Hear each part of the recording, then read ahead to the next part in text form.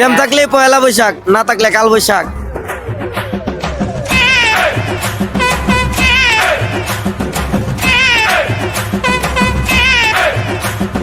আসসালামু আলাইকুম। আজকে আমরা চলে আসলাম মাধবপুর পৌর স্টেডিয়াম মাঠে। আজকে বৈশাখী মেলার দ্বিতীয় দিন।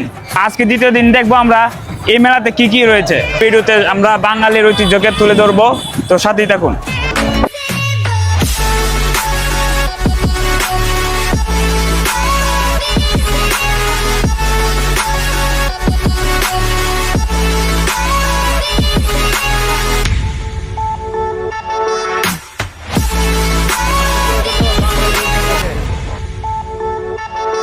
বৈশাখী মেলা বা বৈশাখের মেলা হচ্ছে একটি বাঙালির উৎসব মেলা, যা বাংলাদেশের এবং বাংলাদেশের বাহিরেও আয়োজিত হয়। এই বৈশাখী মেলা আগে গ্রামের সীমান্তবর্তী স্থানে অথবা নদীর ধারে বটতলায় বৈশাখী মেলা আয়োজন করা হতো।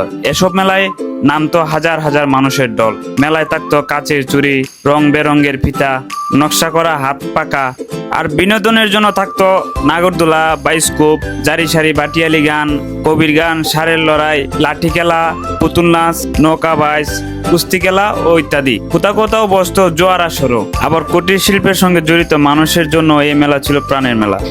যদিও এর সঙ্গে তাদের জীবন ও জীবিকা জড়িত ছিল, তাই বৈশাখী মেলা এখন কেবল ঐতিহ্য মেলা নয়, এটি এখন অর্থনীতির গতিপথের বৈশিষ্ট্য মাত্র বটে। বৈশাখী মেলার মধ্য দিয়ে তাঁতি, কুমোর, কুটির শিল্পীরা অর্থনীতির আলোর মুখ দেখে।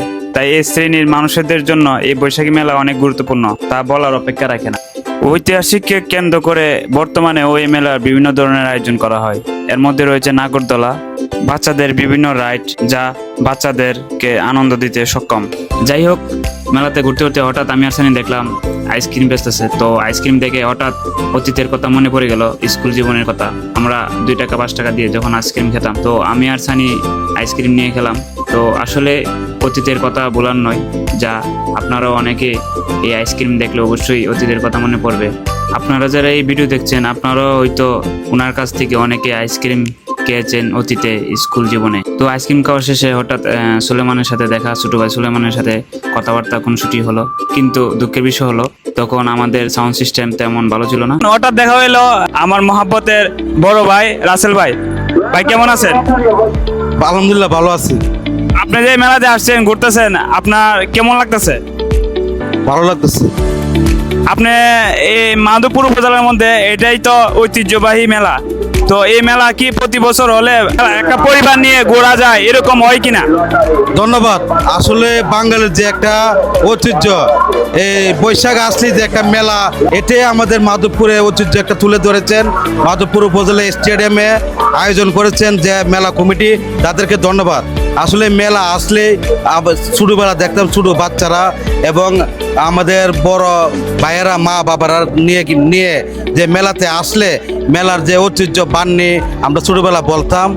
ওই যে মাটির জিনিস এবং খেলাধুলার জিনিস অনেক আছে, এবং খাওয়া দাওয়ার অনেক জিনিস, এবং নাগরদোলা, নৌকা সহ বিভিন্ন রাইটার আছে। এগুলাই বাঙালির যে ঐতিহ্য একটা বোঝা যায় যে একটা বাঙালি আমরা। বৈশাখ আসলে বৈশাখের একটা মেলা। ধন্যবাদ রাসেল ভাইকে। তো আমাদের আরেক বড় ভাই জনি ভাই আসছে। ভাই কিছু বল। ওকে, আজকে যে মেলাটা যারা আনছে সবাইকে আমি ধন্যবাদ জানাই। বাঙালির ঐতিহ্য এই মেলা, অনেক সুন্দর মানুষ আসছে, দেখতেছে, আমরাও দেখছি অনেক মানুষ।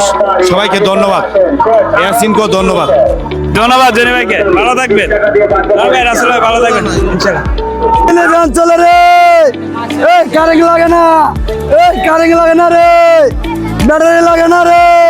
এই যে ভ্যান চলে, ভ্যান কারেন্ট ছাড়া, ব্যাটারি ছাড়া, চাপ দিলে চলে। ওই রে।